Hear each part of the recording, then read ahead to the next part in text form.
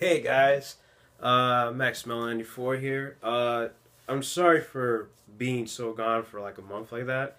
Even though I've only had two videos. But I'll try to keep up with it. I'll explain on another day what's been going on. So just to keep this short and simple, I'm gonna talk about Survivor Series and then the big news that's been going on now. In terms of CM Punk, he's now a big topic in wrestling again because now we finally know why he left. So, this is a quick hash on Survivor Series. I thought it was great overall, with the exception of Dean Ambrose and Bray Wyatt. I thought they were a bummer, unfortunately, because just like I don't think it was a good idea to have a Survivor Series match to begin with, and also, uh, how should I put this? It wasn't built well. Like it just like they with Seth Rollins and Dean Ambrose, there was a reason why their Hell in a Cell match was great. Part of it was because it was built better. They didn't have a match at Night of Champions. They just brawled each other. They just Dean came back from God knows where in terms of storyline and in real life when he was making a movie, and he just started attacking him because Seth was actually supposed to fight Roman Reigns, but of course we all know what happened with that. Roman's expected to come back by TLC, so I don't know what's going to happen to him. I don't know where he's going to fit in that story. I get the feeling he's. I feel like after tonight's SmackDown, I feel he's going to invade one of the. He's going to interfere with one of the matches, or someone's going to get attacked, and then he comes back. I don't know where. I don't know where he's going to fit in all this, but yeah, he's expected to come back. And with this match though, with Dean and Bray, it just wasn't built well. Even with the great promos, it didn't like steer in the right direction for a match. And another thing was that the match wasn't exactly their field. Like this is two guys. You're looking at the Joker and the Joker's cousin, who really deserve to be in an asylum because these guys are just Looney Tunes. They need to have like an extreme rules type of thing, not just a simple match. These guys, I do not like it when they do this to Dean. Dean is way too hectic to just be in a regular match. You're not going to do anything. You're not going to get anything out of it. It was a bummer from also when Dean came out on SmackDown talking about Survival Kit, and it was the most disappointing thing I've ever seen. Like, this is not Survivor Kit. You're talking about using your hands and all that.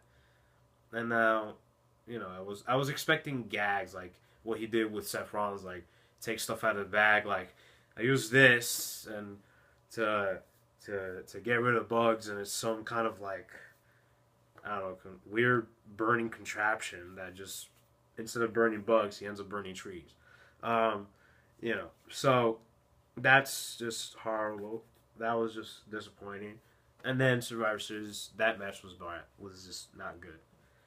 So even with that ending, I mean, it was fun to see him beat the hell out of Bray, but I feel like while he has enough animosity to just like go crazy, I feel like with Bray he doesn't have enough to bury him like that in a sense where like not to bury him, but just like bury him on those chairs and then make him look like he's not strong enough to handle Dean Ambrose in a way. I just think they shouldn't have had a Survivor Series match. Um, the the tag team match, I'm sick of those already. Just because the competitors that are getting these matches are just not that good. I mean, the Miz and Mizdow are great.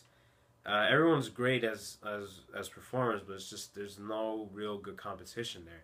Especially when they're not built. Like, don't bring these guys. Don't debut them like Las Matadores, and then they turn out to be a joke in a way. Because then it's like, who is your targeted audience? Kids can like these guys so much, but like they gotta have character. There's nothing to work with, and then they wonder like, why aren't these guys liking them? Because you're not presenting them in a good way.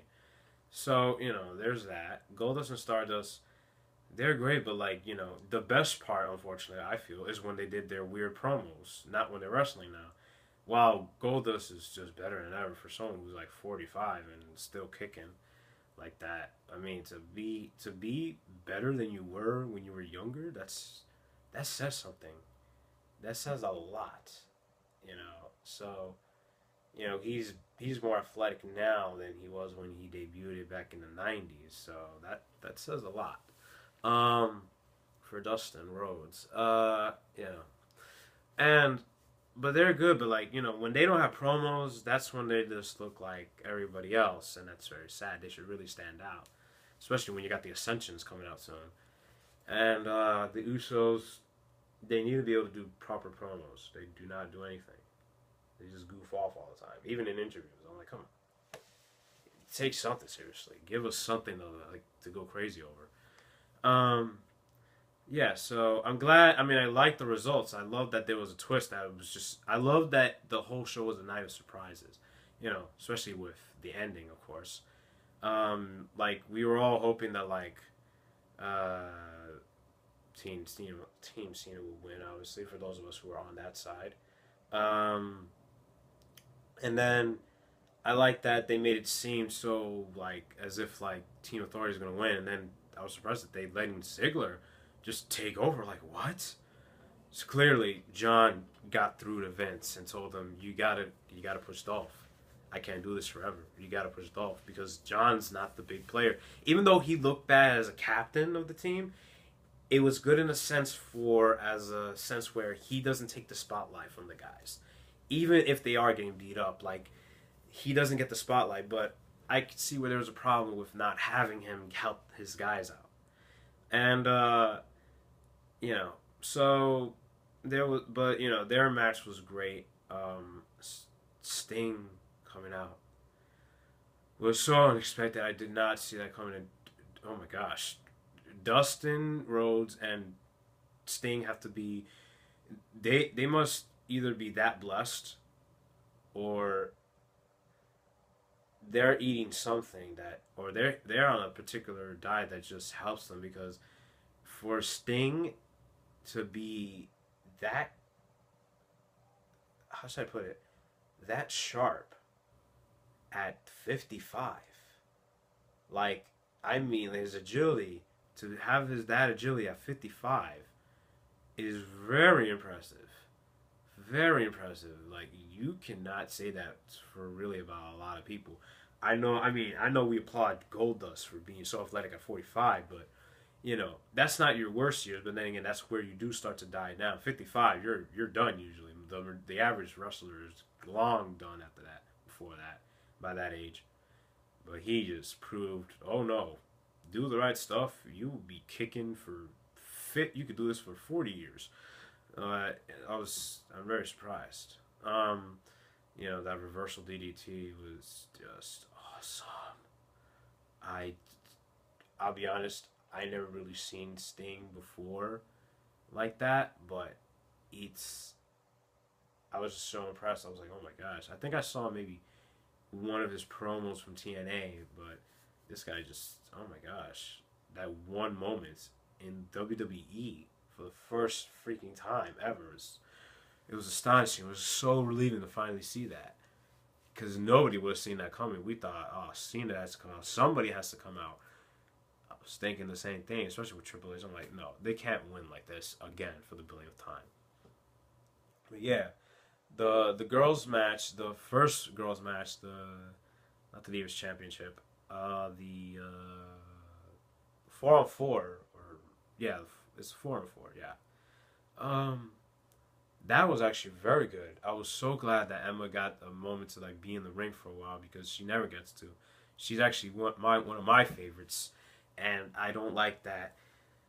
She barely wrestles, and I'm like, I still hang on, because what I like is that Vince said, well, I don't like that none of the girls that are on Total Divas are ever going to get a championship match again, but that, in a way, that shines light on the fact that, wait a minute, I just realized something.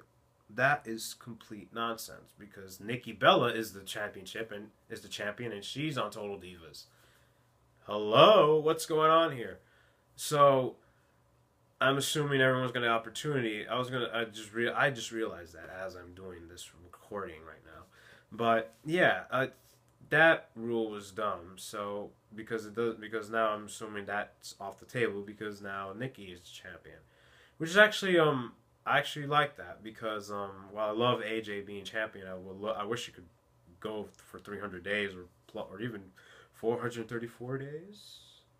So, but yeah, it's good for her because I feel like as a heel she's better. Like she just comes off more, in my opinion, more entertaining as a wrestler. Um, she's gotten better as a performer, and then just wrestling wise, and then her body frame calls for like a brawler type thing, and her style is pretty good. Although I don't get the whole jock look thing. I'm like, is this 1985? What's going on here? No one dresses like that. So, I mean, I'm sure it's hot for anyone who's familiar with that style or just in general. But, I mean, these women are 30 years old. And AJ, I feel has more like, I don't want to say maturity, but just like as a character. Like, I mean, it's just, because Bailey has this like whole 12-year-old girl kind of gimmick look in NXT, which works for her because she's supposed to be like a very childish version of Mickey James, minus the mentally unstable part. So everyone apparently is a mooch off of Mickey James or somebody like that. But yeah. So I like that Nikki won, but like it was just weird. I It was weird how that happened. Like I love that they did that because in a way, I mean, I would have liked to seen a clean fight between Nikki and AJ because I'm sure they would have put on an actually pretty good fight. I thought I'm actually looking forward to this. But that kind of like that just salvaged the idea of the fact, in my opinion, that like there wasn't really a match. It was just so It was just so shocking that it's like, wait a minute, what did we just see? Two girls kissing, and this is PG. This isn't PG anymore. They've gone to TV 14, especially after tonight on SmackDown, where Emma goes and spanks Nikki Bella in the behind, and I'm like, what is going? I mean, they've done that before to AJ, but it's just like it's become like one thing after the other. So what is going on here? But apparently, in the world of PG, they can get away with one or two things, just as long as it's not to the extreme. Even though this is considered extreme to us, just because we never see that anymore. We haven't seen that since 2001. So, but you know, I guess because the girls are doing it to each other, and you know, censorship has really taken over. Curse you, Mattel. But whatever. I mean, television has become raunchy as it is. Uh, but yeah, yeah, I like that shot kind of like salves the whole idea for those of them who wasn't expecting that. I just don't like that Brie is heel now. We're like, really? Like, after all that nonsense, just after all that nonsense with her sister, even though it was nonsense, even though it was crap, but whatever. Who else fought? The Intercontinental Championship. Did he fight? No, we didn't have that match. I just realized. Sorry. I'm not even gonna bother with Adam Rose and the Bunny. I'm just gonna say, what a waste of 10 minutes. Cause that could have been a good slot for someone new to show up, other than Sting. Even though Sting was a great surprise, I was actually hoping that whole time for an NXT dude because I thought Sami Zayn would show up. I was hoping he was the Bunny because they always said that Sami Zayn might be the Bunny and all that, but I don't know. I mean, that wrestling style doesn't call for Sami, and I don't know if it's just the character that calls for it since it's a bunny, but I don't know. I feel bad for whoever has to wrestle in that thing. I will say that. I give props to whoever's wrestling in that outfit. That must be hot as hell. I mean, even if the arena is cold, it's not that outfit cannot be pleasant. I give props to all those wrestlers. I've gone to those shows. It smells like food all the freaking time. It's draining. Like it's so enticing to the point where it's like I'm like, dang, I feel bad for these guys. They gotta smell all this food, like people eating hot dogs and chips and nachos. Oh god, it's it's ridiculous. But yeah, Survivor Series. I might be missing one match.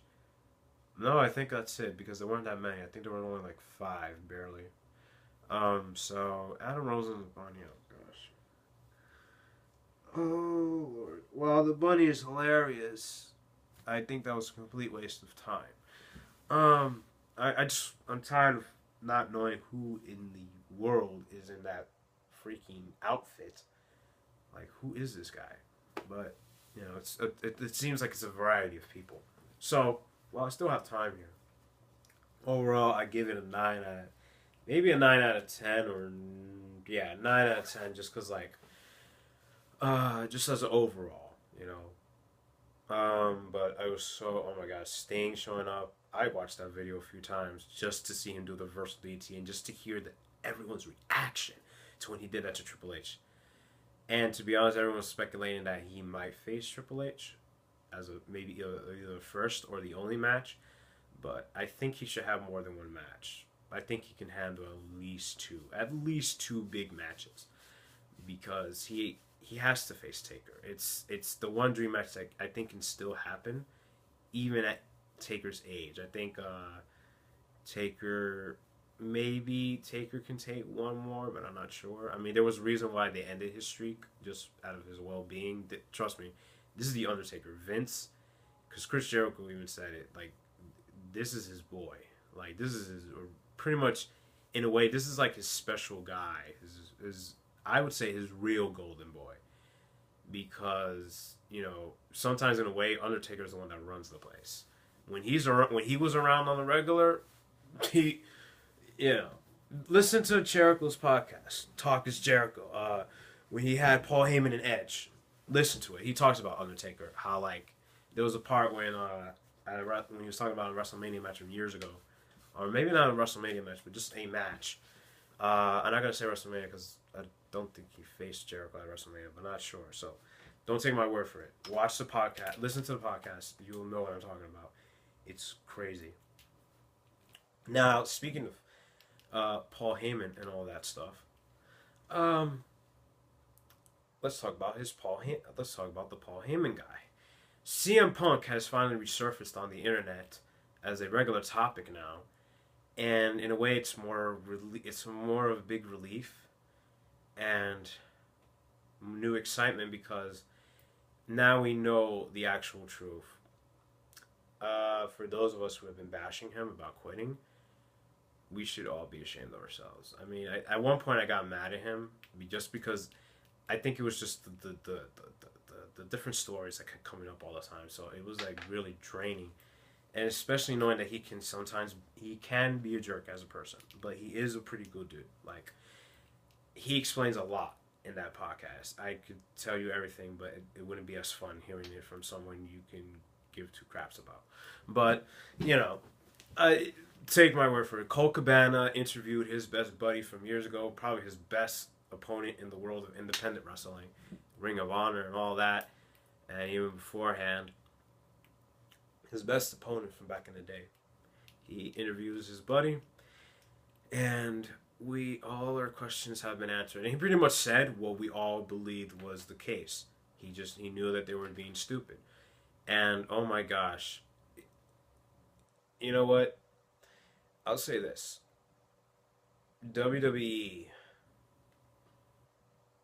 is a big question mark as far as management wise, because it looks like whoever runs places now is really losing their touch, particularly Vince, unfortunately. And Triple H is actually, in a sense, no better, at least when it comes to Punk. The funny thing is, I'm still wondering who was the one who came up with the idea of giving him the belt for over a year. And it's very sad. He answered what we believed and more. Like, let's just say you're not going to believe what happened after that night that he reportedly said, "I'm going home," and he did actually say. He said that and more. He I mean, I want to say everything, but it's no fun. It's no fun revealing it myself. I mean, I would love to, but as far as the YouTube video, you have to listen to the podcast. It's here on YouTube. You should be able to find it. I'm I could probably write it in the comments. I'll probably write it in the comment like as the first thing, just so you guys have an idea, just so you guys can just click on it. It's on YouTube. Luckily, it's free, so there's no like copyright this and that, But yeah, check it out. It's ridiculous. Oh my gosh, an hour and 40 plus minutes of just Punk revealing his story. So it's so relieving, and I feel at this point I feel so bad for him. I really did. Like I did before, because I hate that he never got to main event WrestleMania, and I'm someone who dreams big. I'm a theater student, and I always think about what kind of how far in life as far as an actor I would like to go, and if it doesn't, I mean, if I don't get to live in the world of like A-listers and all that, it probably won't be the end of the world, but to me, to a big extent, it would crush me if I couldn't make it that far just because of a particular look. Like, there are a lot of dudes who, no disrespect, don't exactly have a Hollywood look and can still make a couple of girls go crazy. And guys, for those of them who are, or just in general, like guys who are into them, or just guys who are just like, that's my boy right there, So, I got my favorite dudes, Leonardo DiCaprio. I got my girl, Kate Winslet, one of my favorite actress of all time. I hate to blame Titanic, but unfortunately that's the movie as to why I want to, why I like them a lot. And a few other reasons why I've seen some of their movies. I gotta see more of Kate's, but that's a different topic now. But I'm just trying to say, like, I feel it's heartbreaking to find out what happened with Punk. Listen to the podcast, you'll see why. You're probably gonna get an idea from what I'm saying right now. So let me cut it off here while I can, and you'll see for yourself what I'm talking about. Go check it out. Thanks for watching. Thanks for listening. If you have any questions, like if you wanted me to say more or anything like that, let me know. Comment, share, like. Some of you guys that I know, you know who you are. Help share this around, because this is actually in a way part of what we do. So I'm just doing this as a solo thing for now until we can get together for our regular podcast. I might change it to we had a couple of names for it. Hashtag trending, hashtag this and that. But I guess I'll stick to Let's Talk or something like that. Jericho's podcast name kind of got me influenced, so. But that's why I have two different playlists for this thing. So one is about wrestling, one is about what you see in the background. Model trains. I'll have something about that later on, because I have some stuff going on, that a couple of ideas that I'm going on. It would be nice to hear from model railroaders too about any ideas they can give me, because my apartment is actually the biggest place, but I managed to give awesome train set displays. I have a video of it from last year, the last time you'll ever see the Polar Express run around, in terms of that version. I'll explain more on that why. So thanks for watching or listening. Let me know what you think. Feel free to give advice, comment, share, like, all that good stuff. Sorry if I don't sound that enthusiastic. Let me know what you guys think.